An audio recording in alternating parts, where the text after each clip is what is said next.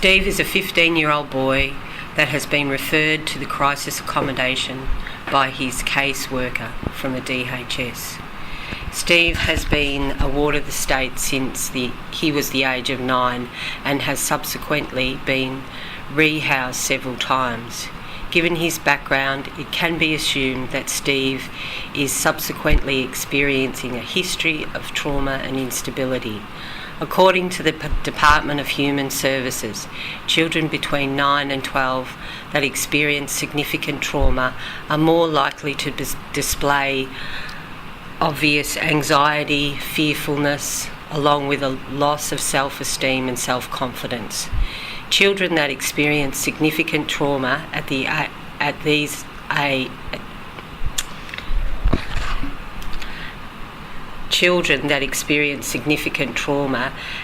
ages can often be frightened by their own intrusive, intensive feelings which can result in risk-taking behaviour.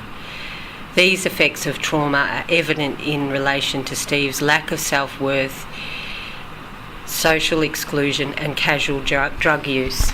It is important to note that Steve has maintained intermittent phone conversations with his mother, however hasn't seen her in over 18 months.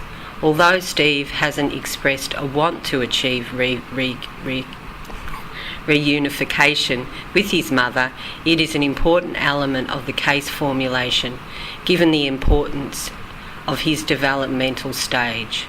The formulation of an individual's identity is closely linked to the person's family of origin, giving them a sense of both self and belonging.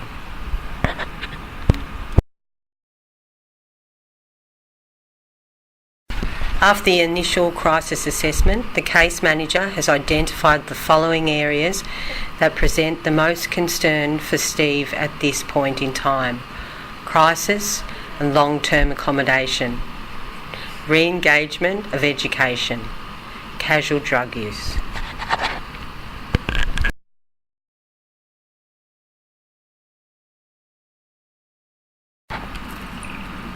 The first crucial area that the case manager would need to address would be crisis accommodation for Steve. Youth crisis accommodation is provided to young people under the age of 18 who are in an immediate need for housing. These services are provided by government-funded organisations and charities that normally provide short-term solutions to homelessness.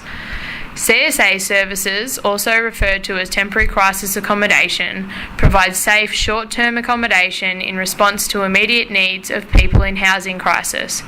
They provide case-managed assessment, support and referral services aimed at resolving clients' accommodation needs and crisis issues to improve access to a range of social supports, long-term, secure and affordable housing, and training and employment opportunities.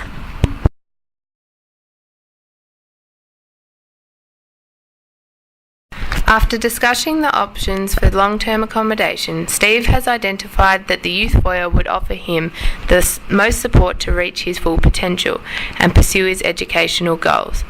The program is aimed at 16 to 24-year-olds that are at risk of homelessness. It offers affordable housing options in a supportive environment that encompasses links for the young people to education, training and employment opportunities. While Steve is at the foyer, he will have the opportunity to access mentoring and life skill programs to help build towards an independent lifestyle.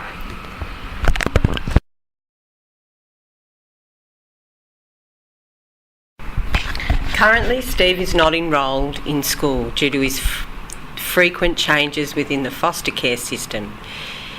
This history has seen him disengage in his education pursuits, which has led to a need for Steve to re-engage in the education system.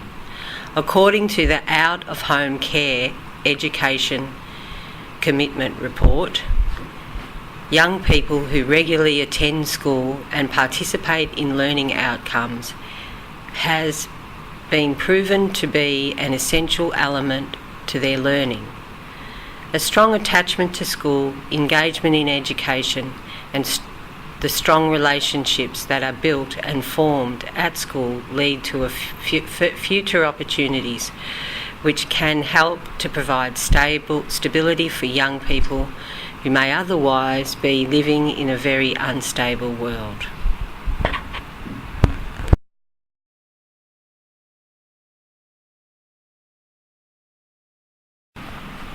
Steve has acknowledged that he currently partakes in the occasional use of cannabis as his way of relaxing and numbing his emotions. This recreational use has resulted in a breakdown in his foster care placements in the past. Employing harm minimisation strategies is important when working collaboratively with Steve to reduce the adverse effects that his recreational drug use is having on his social connections, educational and stable housing outcomes.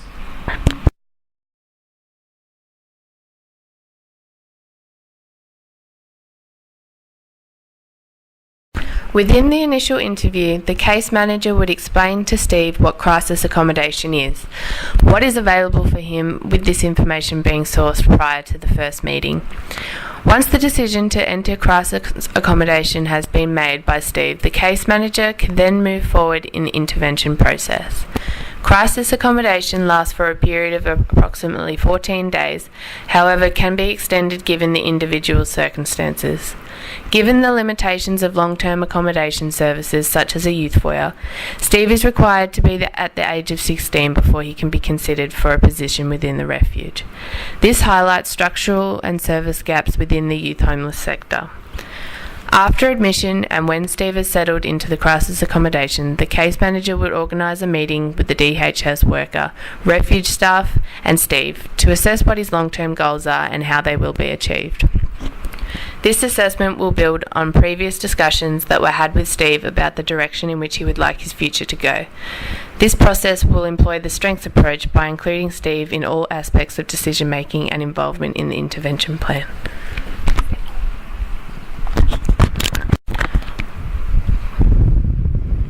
While Steve is in crisis accommodation, a regular review will take place to identify any of Steve's strengths and achievements, as well as any obstacles that he may be experiencing. This process will work towards overcoming any obstacles and setting any new targets or additional needs Steve may have. Given the nature of crisis accommodation, Steve would need to be transferred into a residential care unit until a position becomes available at the youth foyer. The Berry Street residential program is one of the options that are available to Steve. It offers a supervised shared accommodation for up to 4 young people at any given time. Once settled into the residential unit, Steve has expressed that he wishes to re-engage with his education.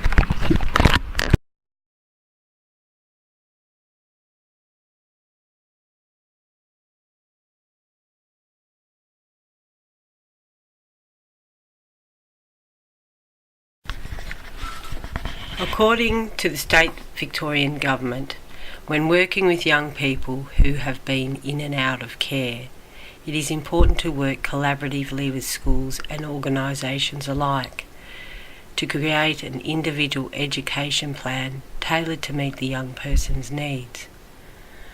Contact with school is vital, and having an open, cooperative relationship is the key to a successful partnership. Providing schools with the necessary information needed about a client, maintaining an ongoing partnership with the school, and making sure that all efforts are put in place to support Steve to continue his schooling. Involving Steve in this process is extremely important to ensure strengths-based approach is used.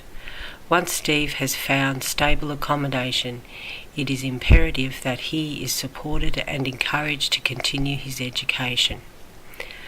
Due to this, it is extremely vital for Steve that his educational needs are assessed, supported, so he can reach his full potential.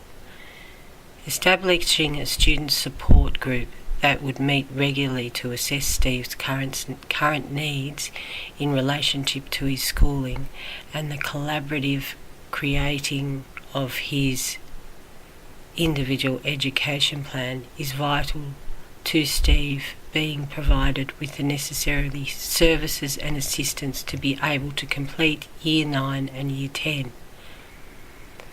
And furthermore, pursuing an automotive career. A student support group consists of a case manager from Child Protection or a community service organisation, a teacher or a year level coordinator nominated by as having responsibility for the child or young person, a principal to act as a chairperson, a learning mentor from the school, a student wellbeing staff member such as a student welfare coordinator or primary welfare, office and or student support service officer where appropriate, a carer of the child or young person, a child or a young person where appropriate, the child or the young person's parent where appropriate, any other relevant people, for example, external support services. The student support group will need to work with Steve to formulate his education plan. This will entail strategies that will aim to address any educational barriers and work towards Steve's specific educational needs. The program is set to enhance engagement, which is based on a good understanding of their strengths, needs and circumstances. In Steve's case, his education has been disrupted because of his transition through foster care placements. Steve has shown that he has a keen interest in the inner workings of engines and has relayed stories of how working on his friend's car keeps his mind off negative thoughts and has given him an escape from the past. He has told how it is one of the few things other than smoking cannabis that makes him forget. Steve has also conveyed negative feelings and experiences of school in the past. He has spoken to the caseworker about how hard it was to be motivated to go to school when he has no positive motivating factors in his life. This is something that will need to be worked on when Steve is placed in more stable housing. A collaborative agreement with Steve and all the relevant services and supports he has surrounding him is important when using a strengths-based approach.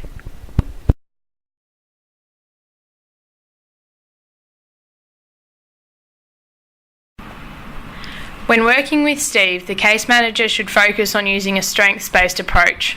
The strengths-based approach to practice is not new to the social work profession. However, within the last several years, it has begun to shape itself as one of the main theories of practice for social workers. The strengths perspective focuses on the individual's abilities, resources and accomplishments.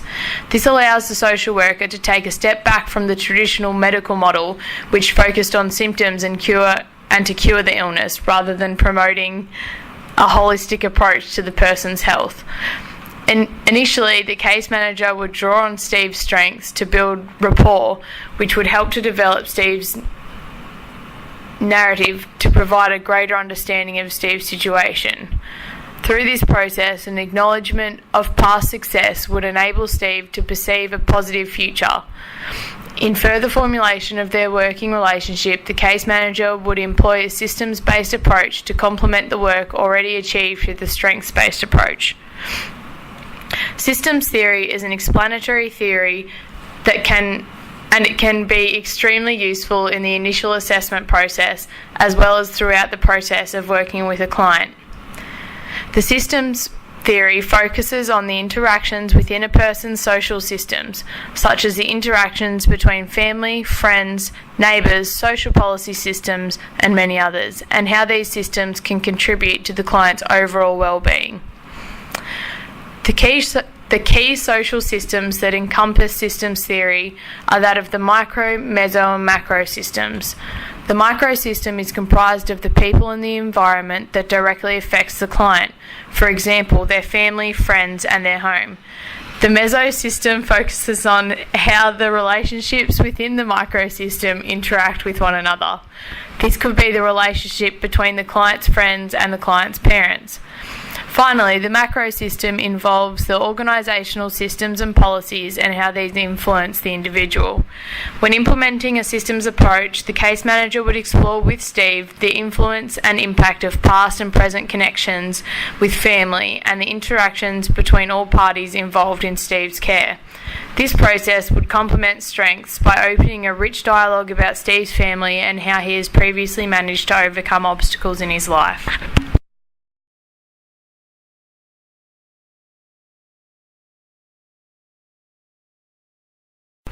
According to the 2006 Australian census, 17,891 young people aged between the ages of 12 and 18 were homeless on the night of the Australian census. This data showed a decrease in the number of homeless youth from 22,600 in 2001 to the figure 17,891 in 2006. This showed an overall 21% reduction in homelessness rates amongst young people in Australia. The following statistics were sourced from the SAAP National Data Collection Annual Report, which covers data from 2005 to 2006 on client contact during this period. The primary target group. According to the SAAP, 79% of the support period was spent assisting young people aged 25 years and under. For young women aged under 25, the most common reason for seeking support was relationship or family breakdowns at 22%. And family violence at 16%.